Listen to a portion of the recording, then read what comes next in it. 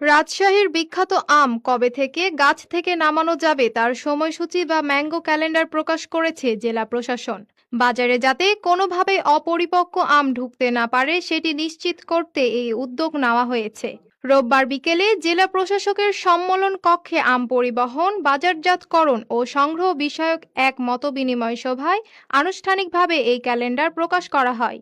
Mango calendar অনুযায়ী সকল প্রকার গুটি আম 15 মে, গোপালভোগ 22 মে, রানী পছন্দ বা লক্ষণভোগ 25 মে, হিমসাগর বা খেরসাপা 30 মে, ব্যানানা ম্যাঙ্গো বা ল্যাংড়া 10 জুন, আম্রপালি বা ফজলি 15 জুন, বাড়ি আম 4 নামানো হবে 5 জুলাই, আসিনা 10 জুলাই, গৌরমতি 15 জুলাই, কাটিমন ও বাড়ি আম 11 সারা বছর পাওয়া যাবে।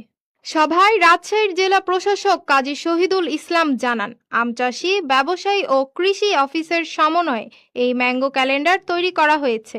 তিনি হুঁশিয়ারি দিয়ে বলেন, কেউ যেন অপরিপক্ক আম নামিয়ে বাজারজাত করতে না পারে, সেই জন্যই এই ক্যালেন্ডার। এই নির্ধারিত সময়ের আগে কেউ আম নামালে তার বিরুদ্ধে কঠোর আইনগত ব্যবস্থা নেওয়া হবে।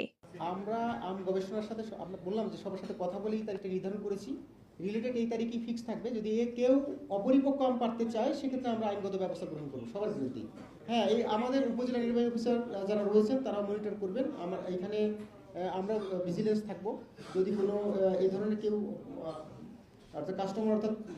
কাস্টমারকে ঠকিয়ে, ভোক্তাকে ঠকিয়ে অপরিপক্ক আম বাজারে রপ্তানি করতে চায়, আমদানি করতে চায়, তাহলে আমরা তার ব্যবস্থা গ্রহণ করবো। ধন্যবাদ সবাইকে। মতবিনিময় সভায় রাজশাহী কৃষি সম্প্রসারণ অধিদপ্তর ও ফল গবেষণা কেন্দ্রের কর্মকর্তা, আম ব্যবসায়ী, চাষি এবং কুরিয়ার সার্ভিসের সংশ্লিষ্ট প্রতিনিধিরা উপস্থিত ছিলেন। Sadia Tabassum, daily citizen voice.